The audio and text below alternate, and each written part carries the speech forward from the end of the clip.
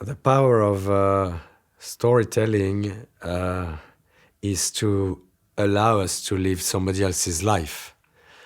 And this is how we develop empathy. This is how we understand evil, for example. This is how we could have a more nuanced approach of something we hate or dislike or fear. So I think it is probably the most important thing about books, that they open for us the doors of other worlds, and this is the thing that will transform us and make us better human beings, able to make better judgments in the way we approached others. Books were very important in my life, all of my life. My parents were and still are huge readers, and I was exposed to books very early on. And not only that, but I also loved writing very early on. I wanted to be a poet when I was 9. So writing has always been my way to communicate with the rest of the world. It was only natural that I would also feed off, the wealth of books that are on offer. So I don't remember. I'm often asked, do you remember a book that changed you and made you want to read? No, I feel like I've always read. That I've always loved that, and yes, again, they taught me things about myself, that I wasn't alone. For example, that because sometimes my perception of the world, which was always a little bit strange, probably to some people. I'm a vegetarian, I hug trees, that kind of thing. I guess in Denmark it's not that strange, but in France it's very strange. I found other people doing that in books, so I thought, hey, I'm not alone. So I guess also another thing books tell you is you're not alone. But I don't think you should only read books which resemble you. I think you should also look for things that are not you, that are very remote from you, precisely because that's how you live other lives. Mm-hmm. You don't just want to relive your own life in a book. I have this strange feeling that even though I write the story, it's pre-existing. And somehow when I have an idea, it means a channel of communication has just opened with some kind of creative cloud, and that story floats there and chose me to tell it. So I have this very strange and paradoxical feeling that I'm at the same time the author of the story, because I know that I create it, and at the same time this very strong feeling, and they're not mutually exclusive after all, that I'm just a medium, I'm just the channel between that idea and the paper. It's a strange thing. It's a strange thing. As a result, I work a lot on the structure before I start writing the actual book, just to make sure that the story, my story, is actually a perfect reflection of that thing above me. Because it does not appear entirely at first. It's just I see a glimpse of it, and then I have to kind of clean the window to see the whole story, and that's why I take a lot of time to build the structure. This is where I make sure I have the right story, and I'm going to do it justice. I had one step in filmmaking. I had one foot in filmmaking, and now I was about to say the other foot in literature, but that's not right. My feet are both firmly into literature now. But I did spend 20 years learning my trade, writing scripts and directing. Fundamentally, I would say there's no difference between film and literature, but then I will also add that there's no difference between film, literature, painting, music, all the arts you can think of, in that the absolute primary goal, almost sacred, is to tell a story. Some people forget that.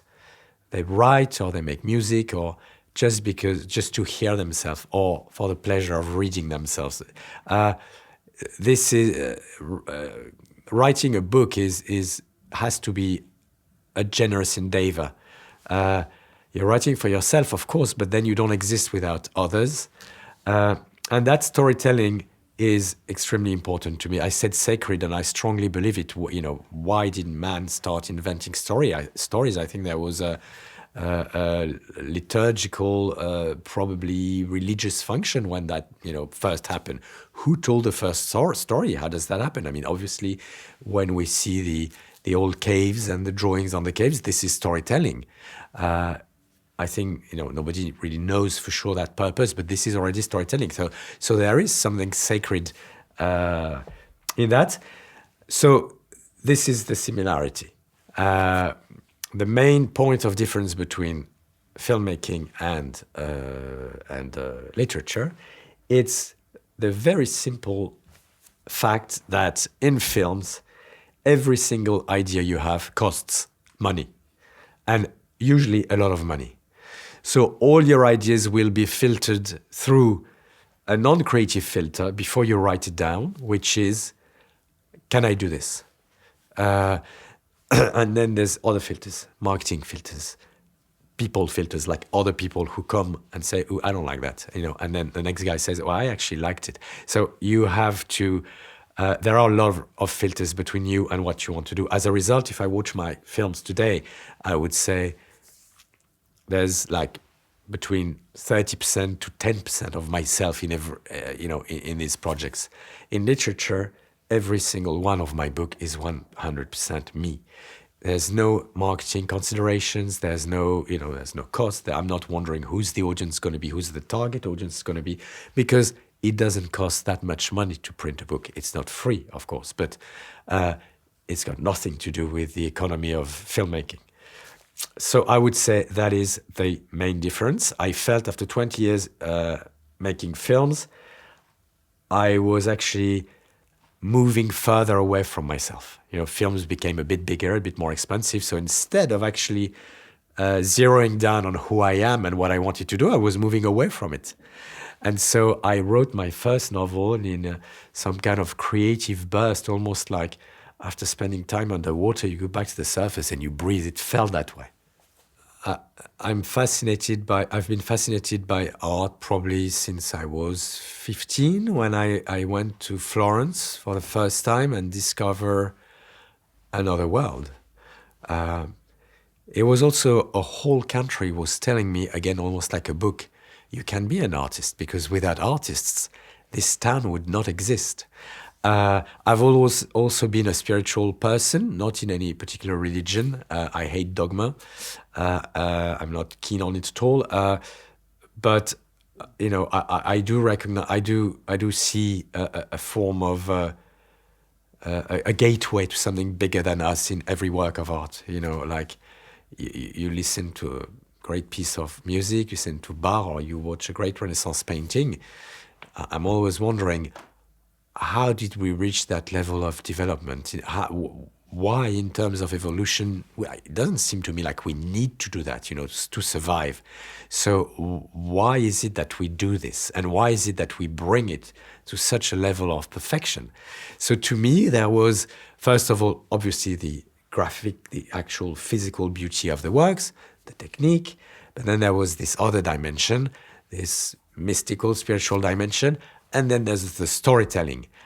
For example, I've always loved looking at the background of Renaissance paintings. People always want to travel in time, but look, you basically look at a photograph of what nature and towns were at the time. It's very interesting.